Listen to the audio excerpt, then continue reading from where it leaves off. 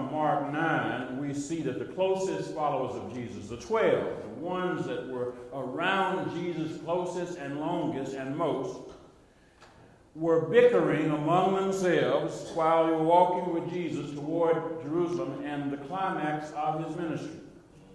They were clamoring about who would be the chief pecker in their pecking order.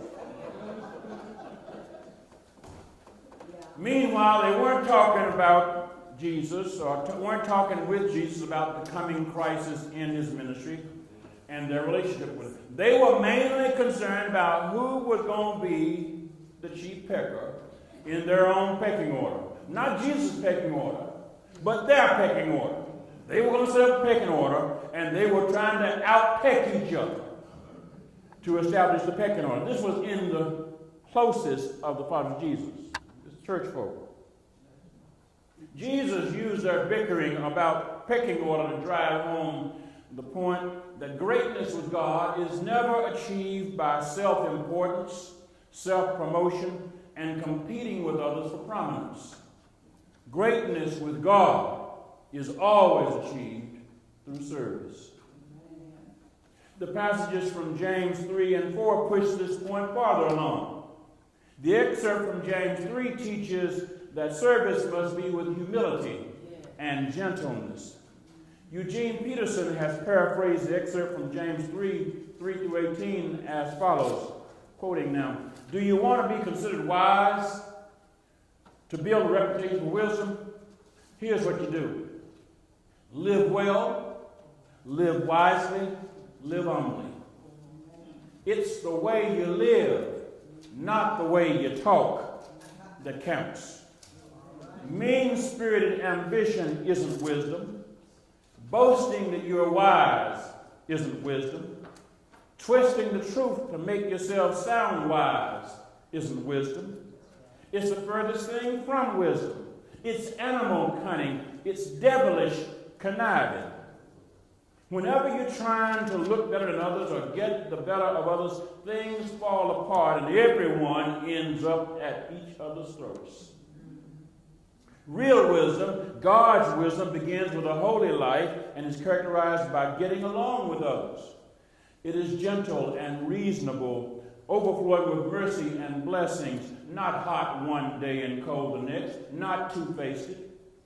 You can develop a healthy, robust community that lives right with God and enjoy its results only if you do the hard work of getting along with each other, treating each other with dignity and honor.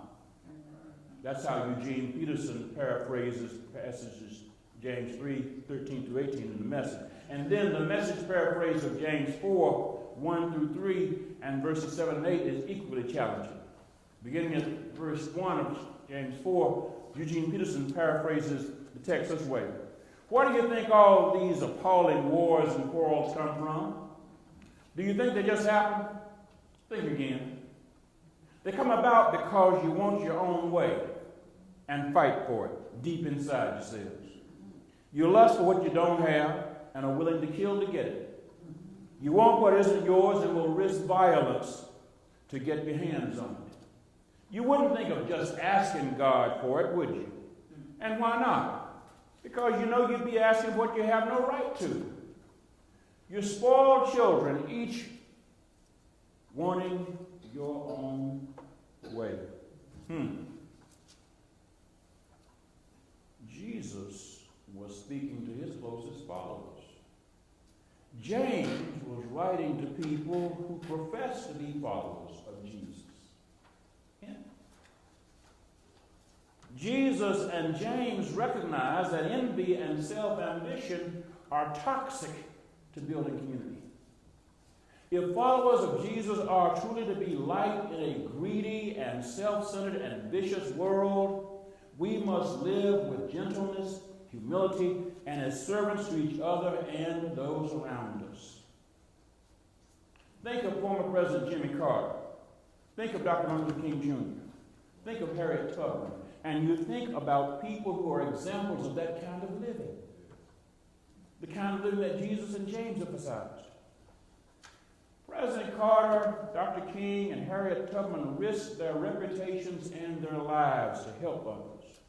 We don't think about them and think about their wealth, their popularity, or their social status when we speak their names. We think of how the world is more humane because they lived. It's worth noting that Jesus and James had to remind their followers that gentleness, generosity, humility, and commitment to serving others are the true measures of greatness. James and Jesus warned that the lust of prominence, power, wealth, and status are not what makes anyone great. And since there's a whole big argument about what makes America great, whether it's again or the first time, I would suggest that we could take a lesson from Jesus and James. Jesus and James didn't talk about any of the stuff that I hear people fussing about or hollering about when they talk about making something great. Jesus and James had to remind their followers about the dangers of envy, pride, self-importance, and jealousy. Their warnings and reminders are needed now like never before. Now, like never before.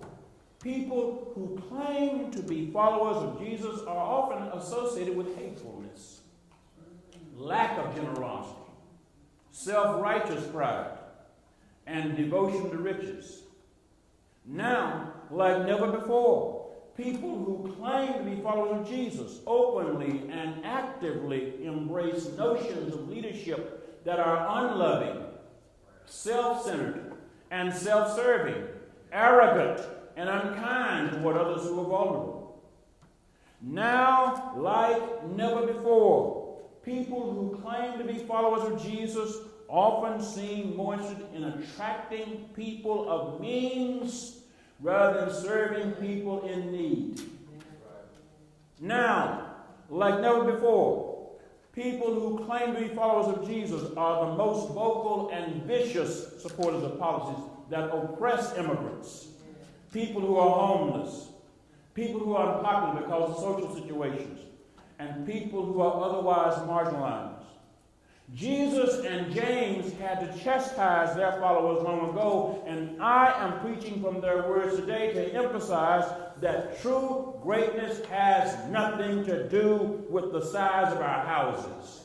It has nothing to do with what's in our bank accounts. It has nothing to do with the expansion of our wardrobes or how new our automobiles may be. True greatness has nothing to do with the grandeur of the religious shrines that people build and maintain. True greatness has nothing to do with how much education people have attained in the ways of the world.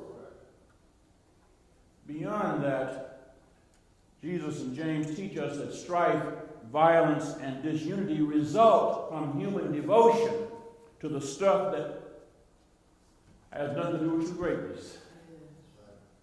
We are majoring in the stuff that does not make for greatness, and the stuff we're majoring in is producing the violence, the viciousness, the disunity in the world. Jesus and James warn us that people who live for God cannot be light in a world of strife, violence, and disunity if we are obsessed ourselves with envy, selfish ambition, and how to advance ourselves above others rather than how to live in peace and harmony with each other. If people who claim to love God pooled our resources, we could establish institutions that would help needy people without charging them high interest. Think of all of the churches.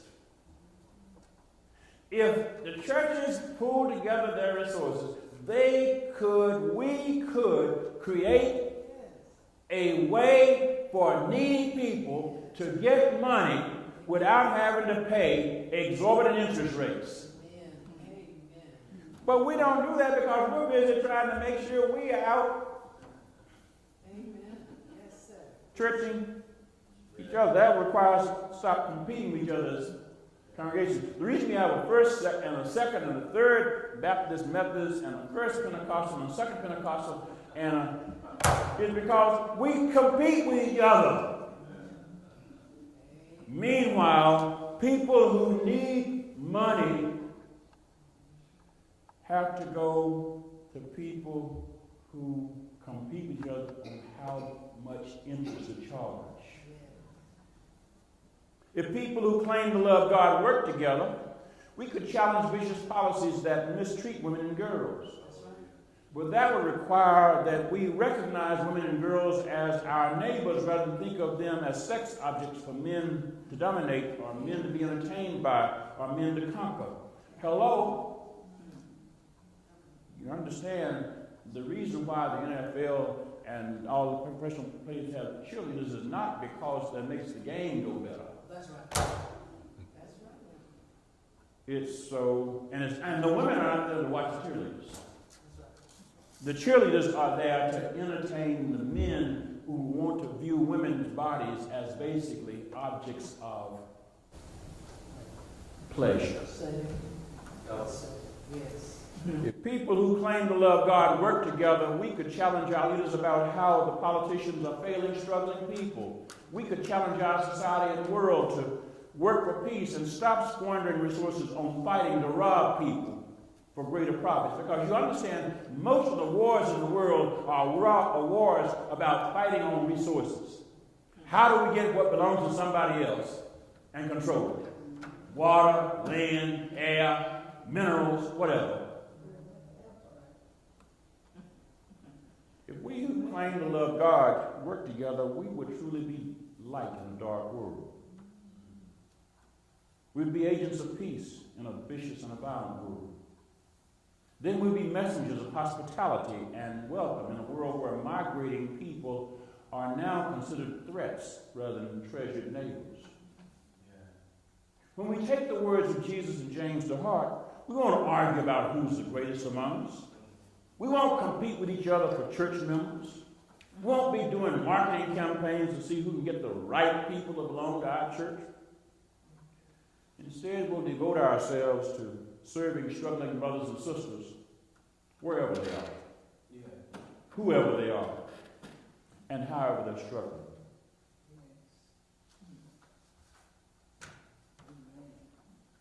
When Howard Thurman was a boy,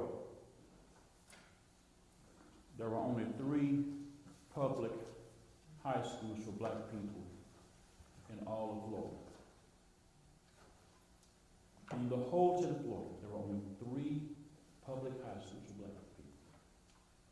So young Howard packed a trunk that he had to borrow.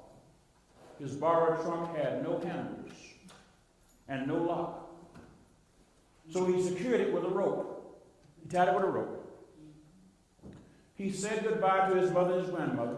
His father had died several years earlier. And he went to the railway station in Daytona Beach. Take a train to Jacksonville, where a cousin had agreed that he could live with him and his wife and have a room with 1 meal a day in exchange for cleaning chores around their house while he attended Florida Baptist Academy in Jacksonville, a church-supported school. Howard Thurman recounts his experience at the railway station, and I've included in the insert to your bulletin, in the following words, quoting, "When I bought my ticket, the agent refused to check my trunk on my ticket because the regulations stipulated that the check had to be attached to a trunk handle, not to a rope. The trunk would have to be sent express. But I had no money except for $1 and a few cents after I bought my ticket. I sat down on the steps of the railway station and cried my eyes out. Presently, I opened my eyes and saw before me a large pair of work boots. My eyes crawled upward until I saw the man's face. He was a black man, dressed in overalls and a denim cap. As he looked down at me, he rolled a cigarette and lit it. Then he said, 'Boy, what in hell are you crying about?' And I told him. If you're trying to get out of this damn town to get an education, the least I can do is help you. Amen. Come with me, he said. He took me around to the agent and asked, how much does it take to send this boy's trunk to Jacksonville? Then he took out his rawhide money bag and counted the money out. When the agent handed him the receipt, he handed it to me. Then, without a word, he turned and disappeared down the railroad track. I never saw him again. Years later, in 1979, Howard Thurman dedicated his autobiography titled With Head and Heart in the following words, quote, to the stranger in the railroad station in Daytona Beach who restored my broken dream 65 years ago. That is what greatness looks like. Yes. That is what greatness does. That is what Jesus was talking about. And that